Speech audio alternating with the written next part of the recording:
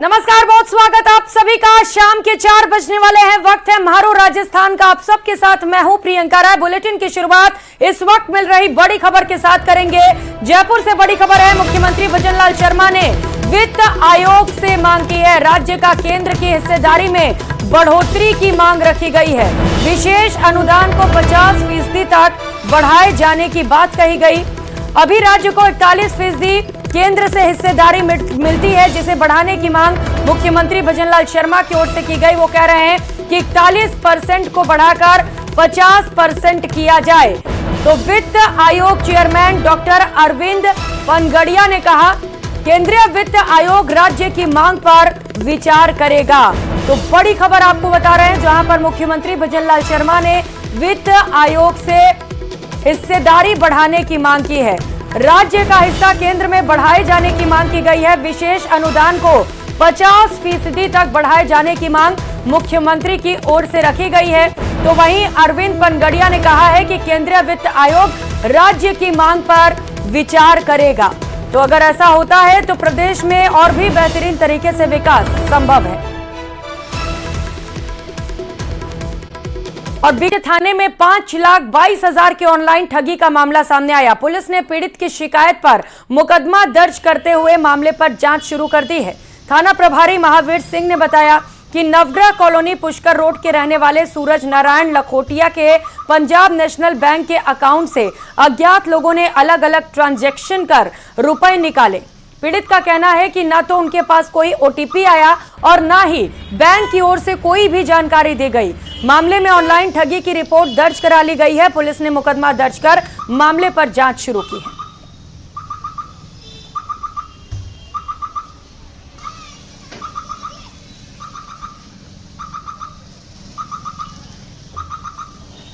जो नवग्रह colony Pushkar road के निवासी हैं, इन्होंने प्रकरण पंजीबद्ध करवाया है कि उनके नाम से तथा उनकी पत्नी के नाम से एक अकाउंट है, जो पंजाब नेशनल बैंक का अकाउंट कचहरी रोड पे स्थित है। और सिरोही में एएनएम कोर्स के नाम पर ठगी का मामला सामने आया। आरोप है कि फर्जीवाड़े में लगे लोग पिछले 1 साल से Rajasthan institute of medical science की ब्रांच खोलकर छात्राओं से पैसे ऐंठ रहे थे। लेकिन जब सच्चाई सामने आई तो ब्रांच संचालक भाग खड़े हुए। देखिए रिपोर्ट।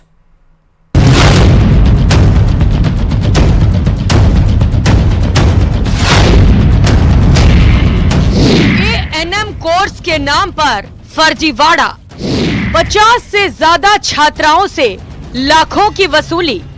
परेशान छात्राओं ने थाने में की शिकायत।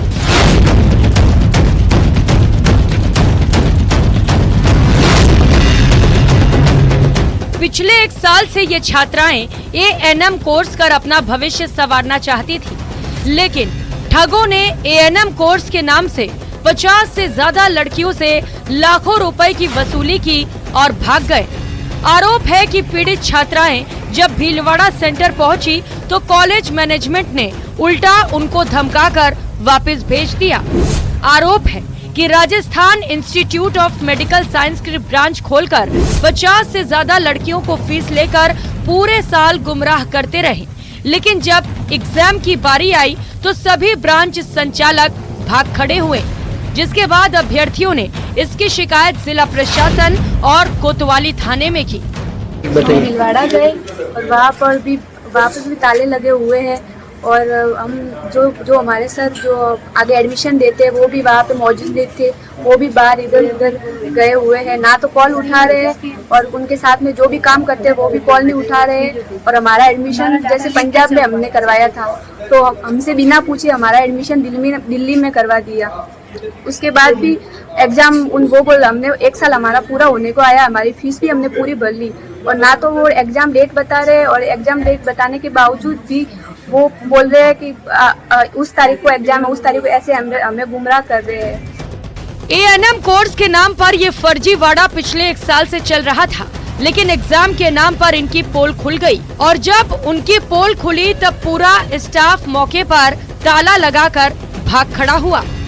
और जहाँ पे हमारा एडमिशन करवाया गया है हरियाणा वगैरह, तो वहाँ पे भी हम कॉलेज में फोन करके पूछ रहे हैं तो वो बोल रहे हैं कि आपका कोई एडमिशन हुआ नहीं है, और जिसकी कॉलेज मिल रही है वो बोल रहे हैं कि हम करवाते हैं यहाँ से, लेकिन जो आपका पेमेंट है वो जैसे हमने यहाँ से 50,000 भराए लेकिन वहाँ पे 10,000 ही पहुँचा है। ऐसा हमारे साथ हो रहा है। एएनएम कोर्स के नाम पर हुए फर्जीवाड़े को लेकर कोतवाली पुलिस ने मामला दर्ज करके आरोपियों के खिलाफ जांच शुरू कर दी है।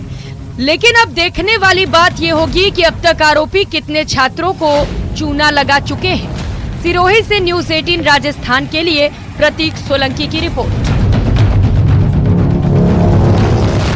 उधर अलवर जिले की गोविंदगढ़ पुलिस ने साइबर ठगी के खिलाफ कार्रवाई की है। पुलिस ने एक आरोपी को गिरफ्तार किया। उसके पास से 6 मोबाइल, एटीएम कार्ड, 1 लैपटॉप और 2,22,000 कैश जब्त किए हैं। पुलिस ने इस कार्रवाई को ऑपरेशन एंटी वायरस अभियान के तहत अंजाम दिया। पुलिस ने साइबर क्राइम के मामले में मोहम्मद जावेद को गिरफ्तार किया है।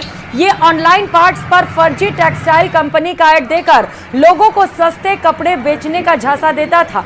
इसके बाद उन्हें QR कोड भेजकर रकम ऐंठ लेता था, जिस पर पुलिस ने आरोपी को गिरफ्तार कर लिया।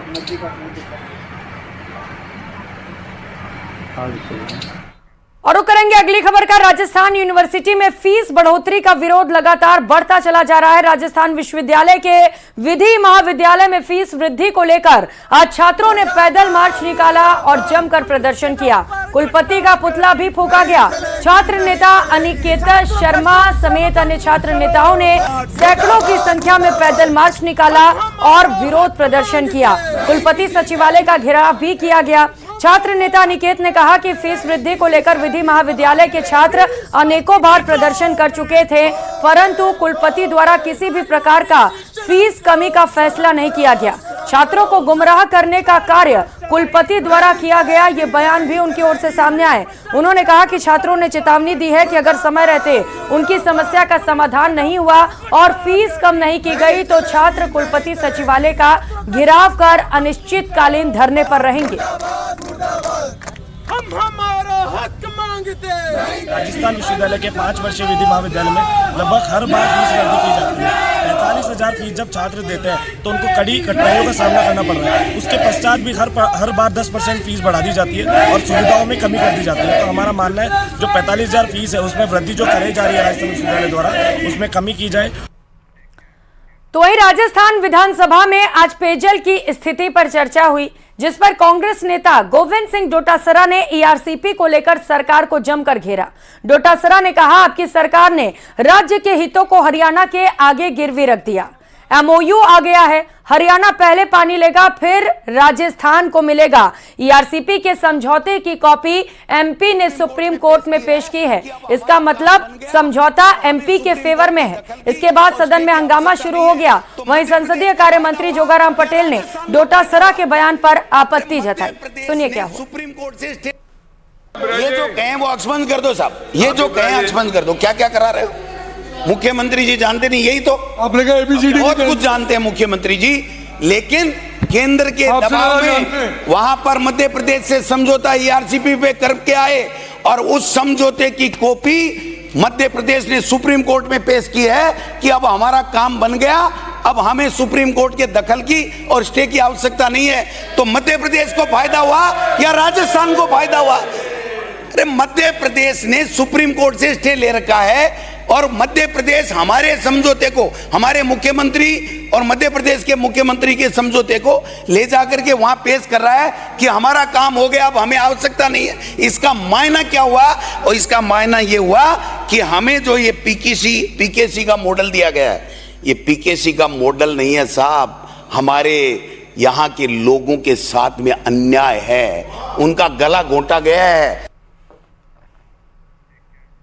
उधर भजनलाल सरकार समान नागरिकता संहिता बिल लाने की तैयारी कर रही है। संसदीय कार्य मंत्री जोगाराम पटेल ने सदन में एक प्रश्न का जवाब देते हुए इसकी पुष्टि की है। विधायक कालीचरण सराफ के सवाल का जवाब देते हुए मंत्री ने कहा कि राज्य सरकार द्वारा राजस्थान में UCC बिल लाने पर विचार किया जा रहा है।